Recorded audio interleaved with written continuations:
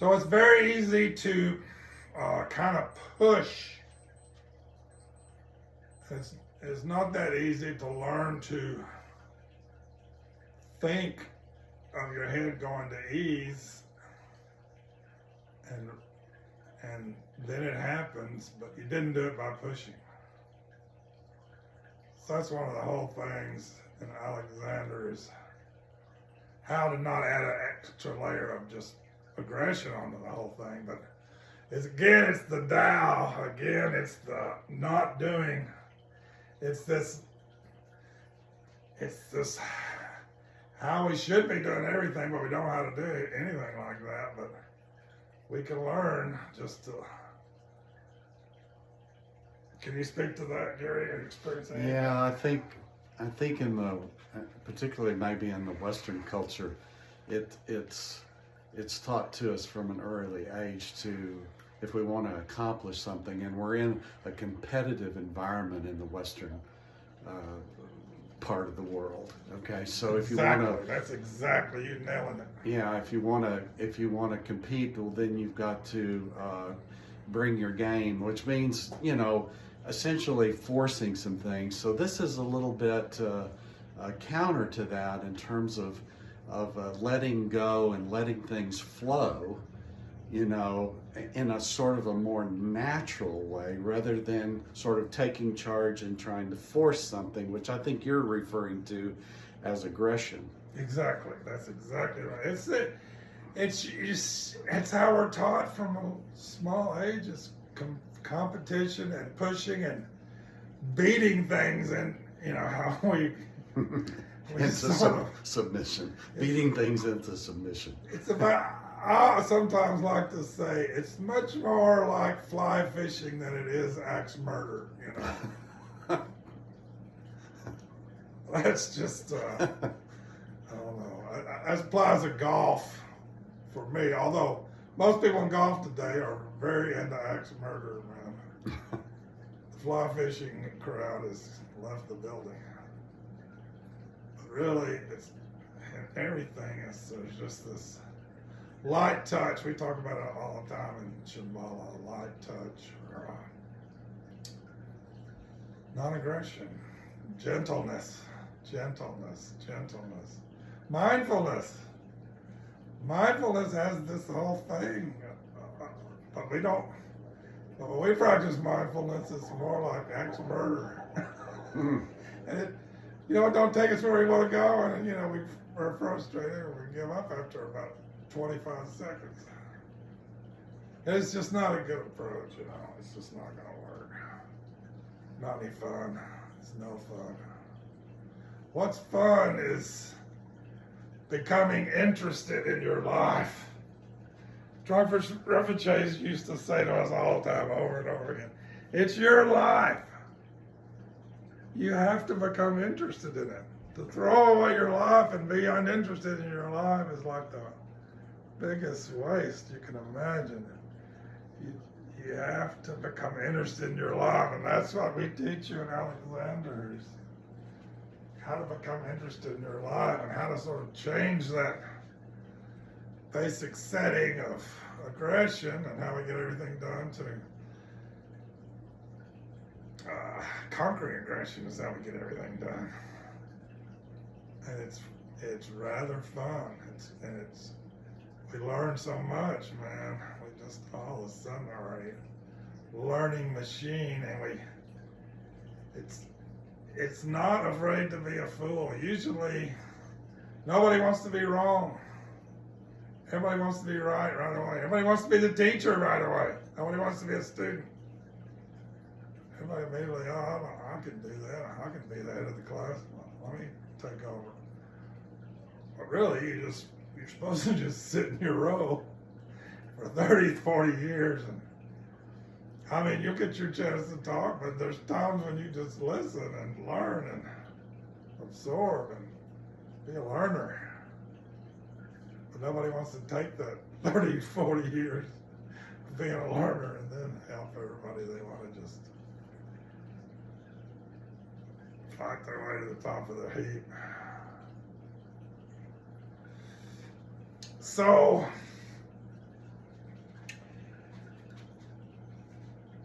I don't know. I was going to show Gary, but show y'all, everybody else. I'll show everybody, then I'll show Gary. What tends to happen is Alexander says your happiness, your well-being, your success in life is going to depend upon the length between these 2 points. That you let that length be all it can be. That's what we're doing at Alexander a lot, is we're letting that length be all it can be. But the tendency is to shorten. So really what we're doing is becoming very knowledgeable, very knowingness, very friendly in a way almost to the fact that we're always shortening that. But then we say, my head goes toward ease, and we let it be longer. And it's not just long, but it's a certain freedom and a certain unfrozenness. All of a sudden, there's just so many possibilities because it's unfrozen. And usually what we like to do is we like to, it's called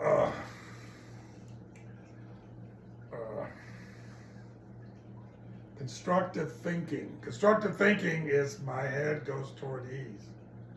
But there's a doing, there's something that God did. Something was done. That's why it's constructive thinking. If you ask the body to do something gently, it will do it. And we were there in that moment when it did it. We did the constructive thinking, but then we allowed that ease, and then we were there for that ease, and then we got this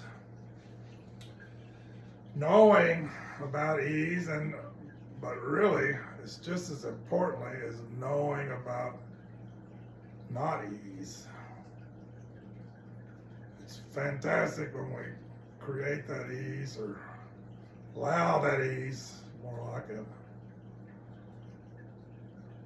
But it's also very interesting when we're stuck, or how we got stuck. Even more interesting how we got ourselves stuck. Usually we're not there for that, but that's the whole point of all this, is we can be so sensitive that we actually watch ourselves shrinking in that way,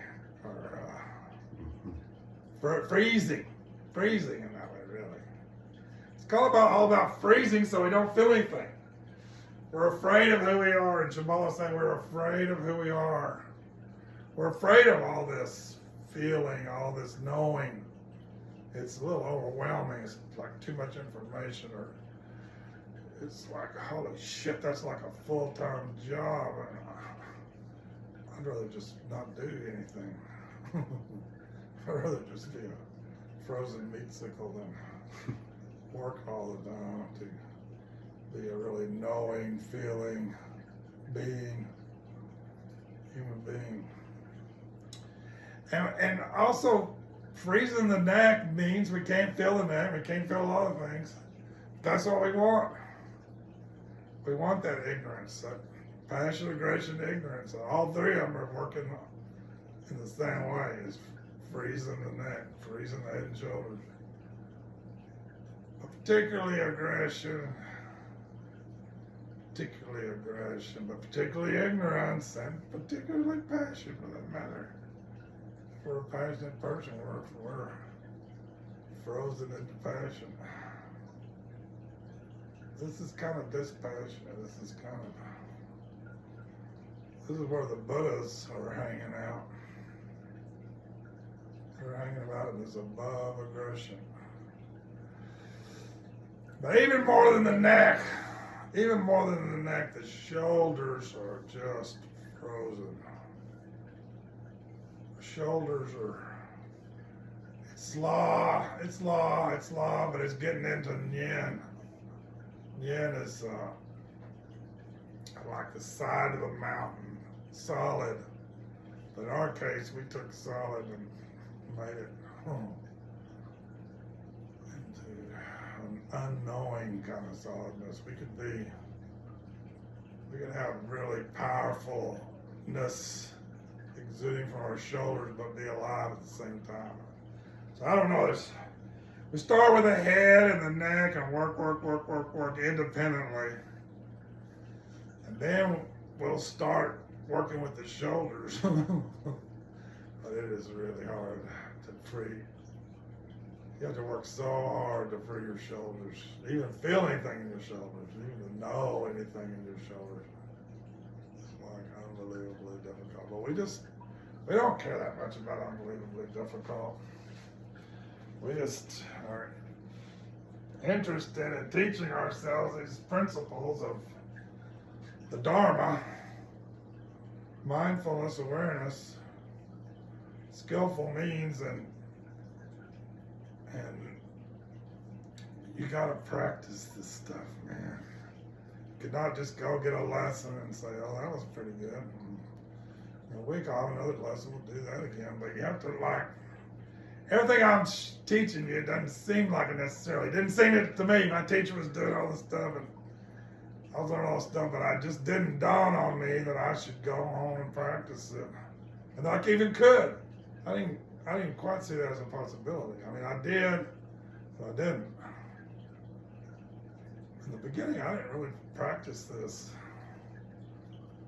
like I learned to later on. Later on, I was practicing this a lot, you know. You don't start out a lot, but every day, Alexander says, 15 minutes. He's got like 3 maybe main things. This is one. Another one is breathing. There's like an Alexander way of breathing, which is surprisingly like what we're trying to be taught in meditation. I mean, some people would say, no, that's not exactly the same, but I think it's pretty close, and the implications are quite the same. Third thing they do a lot is walking. Some reason walking is, you can get a lot of bang for your buck out of walking. With just an Alexander idea, we can learn about that later. The breathing's on my website, the walking's on my website. Well, we can do some of that. I got videos about all that already.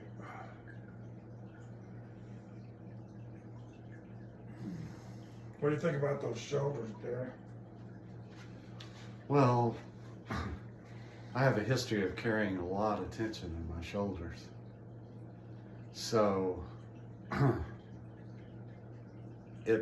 sure they're locked. I'm sure they're frozen.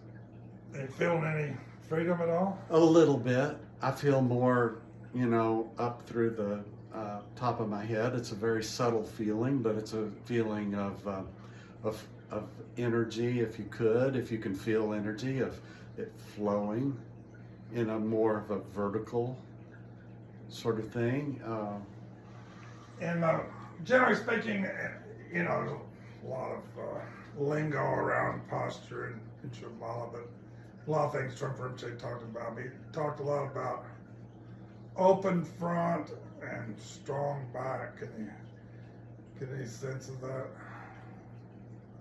I get a mental picture of a posture, sort of a lion posture, sort of a regal posture, sort of a balanced, but not forced, not contracted, but solid nevertheless.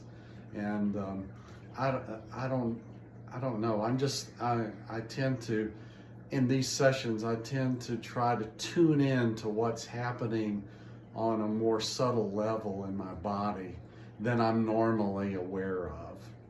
And there's no good words for what that subtle awareness to me actually is.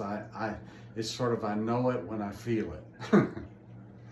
It's tough to get the shoulders going, but we haven't spent any time on it. I don't know, but there's just a sense of sort of opening in our front. It's like we could open a lot in our front. We could, usually we're closed and we're going to do a little of this kind of. Usually our tendency is slump, but habitual rectus not that dissimilar. It's closed down a bunch. It's armored in the front. We talk about what Alexander says is his original constructive thinking he taught me. He says, my neck releases to let my head go up and forward, to let my whole back lengthen, and widen. We don't appreciate that we have a tendency to squeeze this together, and just a thought of those shoulders going apart takes more than just one thought. But a lot of times we just like, but I want you to think about that shoulder going toward my back, and I'm just we gotta stop there. Okay.